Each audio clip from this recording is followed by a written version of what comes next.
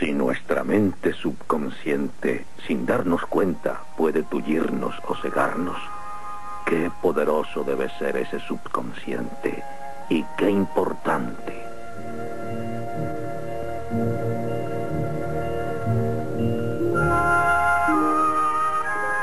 Y Freud empezó su viaje para explorar la mente subconsciente, la mente que el hombre no conocía. Pero al principio el viaje fue muy penoso.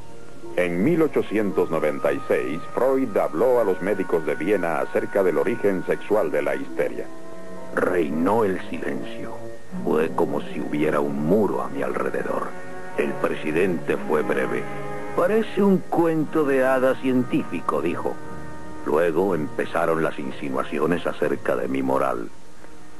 En ese tiempo estaba seguro de que mis pacientes eran presa de recuerdos penosos reprimidos en su subconsciente y también estaba seguro de que esos recuerdos reprimidos eran sexuales, casi siempre acerca de la seducción de una niña por su padre.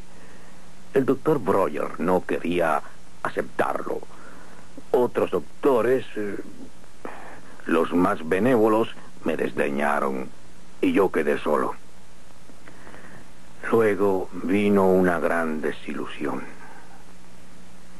Después de meses y meses de entrevistas, comprendí gradualmente que las historias de mis pacientes acerca de las seducciones eran casi siempre un invento. Eran fantasías solamente.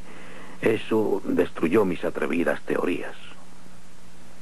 Pero hay cierto patrón en la locura.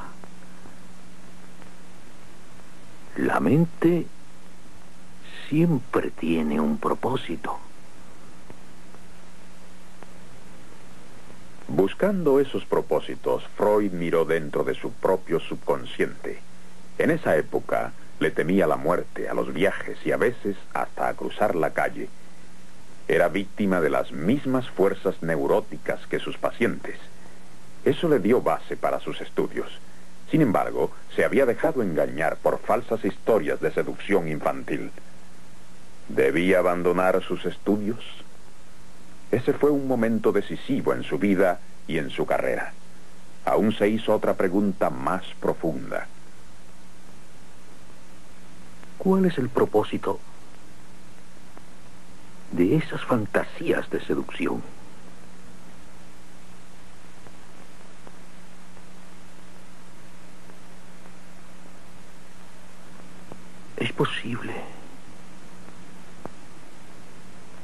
Es posible que las mismas fantasías sean importantes. Era posible que las fantasías también significaran algo. Es extraño, pero a pesar de mis dificultades, yo tenía un sentimiento de victoria y no de derrota. Las fantasías son como sueños, y pronto descubrí que yo podía aprender mucho de los sueños de mis pacientes. Resolví explorar los sueños científicamente. Ustedes saben que los sueños siempre han sido parte importante del arte, la religión y la mitología.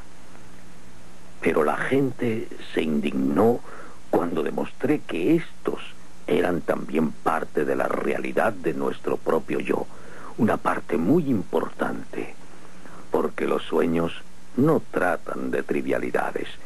No dejamos que nada trivial perturbe nuestro sueño. Mis estudios de los sueños tardaron 5 años, y muchos de los sueños que estudié fueron los míos.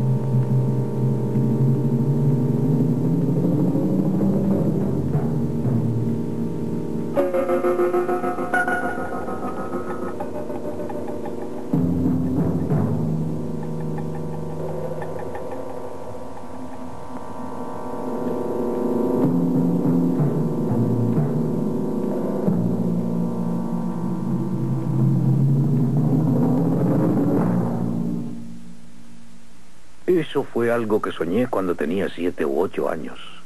Y fue tan vivo y aterrorizante que lo recordé bien y pude analizarlo años más tarde. Aún en el sueño, reconocí la cama de mi madre. Pero esos pájaros, ¿qué eran? ¿Qué significaban?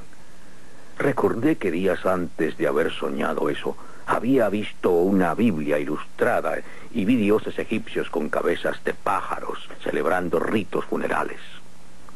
Supe que la que iba en la litera era mi madre, porque mi terror lo causó el miedo de que ella hubiera muerto. El significado era claro, ¿no creen? El sencillo temor a la muerte de ella. Pero eso era solo lo que llamé el sentido manifiesto del sueño, el superficial.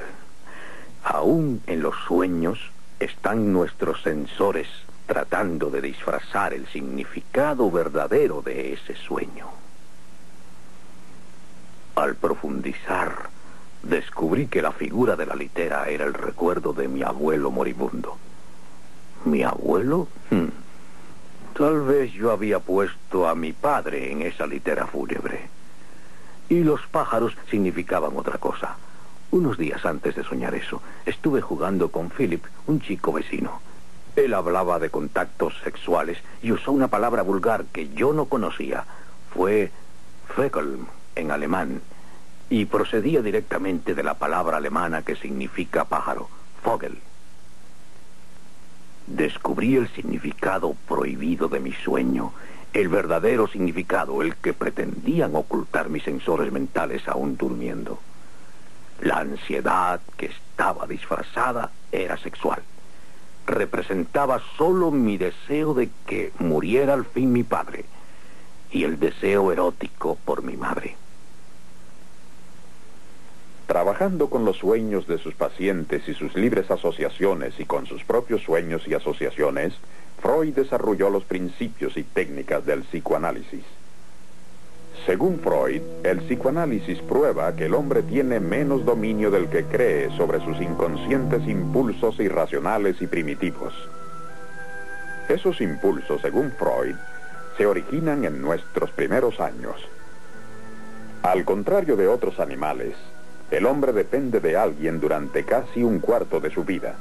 En ese mundo de dependencia, sobre todo en los primeros 5 o 6 años, decía Freud, se forma la personalidad del hombre. Psicológicamente, el niño es el padre del hombre. Antes de la época de Freud, apenas se pensaba que el niño tuviera emociones reales, como un adulto. La niñez era algo de sencilla inocencia y felicidad. Freud presentó otro cuadro. El mundo infantil está lleno de emociones. A los humanos les duele que nazca otro niño. Los padres, consciente o inconscientemente, pueden rechazarlo. Según Freud, las relaciones familiares son de competencia. El niño siente deseos y celos constantemente. Los sentimientos de un niño no son infantiles. Son sentimientos de agresión y deseo erótico. Y estas intensas emociones, naturalmente, se dirigen primero a la madre. Ella es el primer amor del niño, y esa relación se convierte en modelo para todos sus amores posteriores, ya sea la criatura niño o niña. Según Freud, ese amor erótico no es sencillo.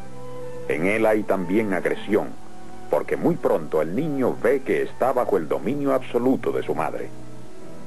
Dice Freud que el padre también provoca fuertes emociones contradictorias. Amor, miedo y odio cuando el niño siente que el padre es el rival que se interpone entre él y su madre.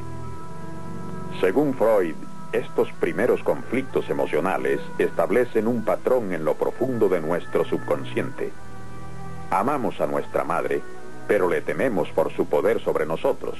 Y al padre le amamos y le odiamos por robarnos ese amor. Llamé a esto el complejo de Edipo, recordando al trágico rey griego. Todo hombre desea a su madre y quisiera matar a su padre.